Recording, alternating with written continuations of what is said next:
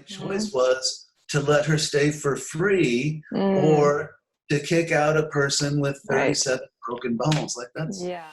Hey, this is Annie Dickerson with Goodegg Investments. Ready to talk real estate? Let's get cracking. Hey everyone, today we wanted to share with you the story of one of our passive investors, John, who has invested passively in over 7 real estate syndications with us to date. Now, despite what you might think, John wasn't always a savvy real estate investor. In fact, for many years, he didn't even think about finances. John has a fierce passion for the outdoors, and for many years, he was an outdoor educator, teaching mountaineering and rock climbing. How cool is that? Then, as he started thinking about building his nest egg, he ventured into brokerage accounts and rental properties, though neither provided the stability, the strong growth, and the set it and forget it type of investing that John was looking for. About a year ago, John and I met at FinCon, the conference that brings together money nerds from all around the world. And as we talked about passive investing and real estate syndications, John started to see how this just might be exactly what he had been looking for. Listen in as John shares his story. He'll tell you what he loves about passive investing, why it's a better fit for him than other investment options, and his advice for those of you who might be on the fence about this whole passive investing thing. I went for a long time without thinking about finances, and even I would say with hindsight, being a little bit hesitant to embrace and nurture, if you will, my financial self and my financial situation. So then what changed between where you were then and where you are now? A lot is the short answer.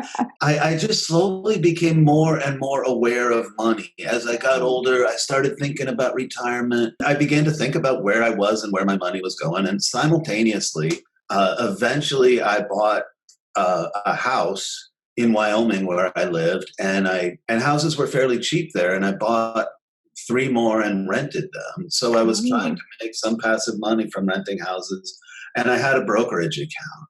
And then, sort of simultaneously, I realized that my brokerage account wasn't keeping up with the market. Mm.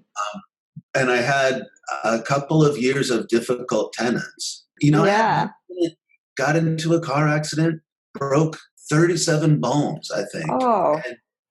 and just couldn't work, didn't have a source of income. And my choice was to let her stay for free Mm. or to kick out a person with Right. 37 broken bones. Like, That's not a fun decision to make.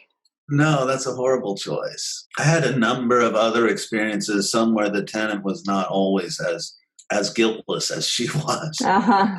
So I slowly became dissatisfied with both my brokerage account Mm. and my real estate investment. And that just opened my mind to looking at other things. And then about a year ago, I was at FinCon and I met you. And and then I looked at your website, and I started blinking my eyes at um, some of the return rates that were offered on the various properties, and it just also seemed like I just felt more comfortable than I did talking to a broker.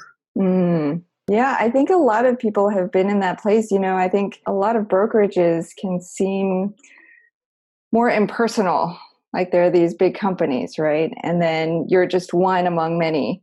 Whereas, we really try to provide that personalized service. So tell me, I would love to hear from your perspective as an investor with us, what has been your experience? I'm presently invested in 7 different deals. Basically, every payment has come when it was supposed to come. Mm-hmm. Mm-hmm. The communication has been very good. So far, everything has been great. No trouble tenants, no broken bones.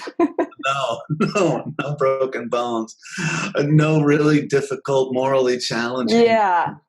I know, and I've been in that boat too.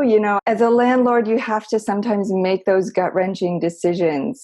And for me personally, as a landlord, that was and it continues to be really hard, because I tend to want to see the good side in people and want to give them the benefit of the doubt, but that doesn't always mean a good thing for my bottom line and my investment. So for me personally, that's why I love passive investing, because I can hand that off to somebody else who will take care of my investment for me. Yeah, who is a professional at doing that. Right. Well, John, I have one last question for you, which is for those who might be listening who are on the fence about passive investing and whether this whole thing is legit, what would you say to them? I would say the only way you'll ever know is to jump in. I'd also say every investment vehicle carries uncertainty.